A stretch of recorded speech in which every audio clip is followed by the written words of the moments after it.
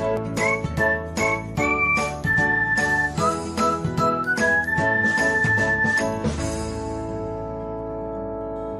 everyone, welcome back to another episode of Technologyglance. Today, in this video, I am going to guide you through how you can show direct messages from others on Discord. So, let's get started. Firstly, open Discord app in your device.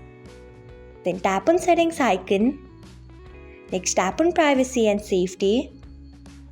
Then tap on direct messages from others. Next, you can see the option of show. Tap on it. So, this is how you can show direct messages from others on Discord. Thanks for watching. If you found this guide helpful, we would love it if you hit the thumbs up button below. We upload great new tech tutorials like this one every day.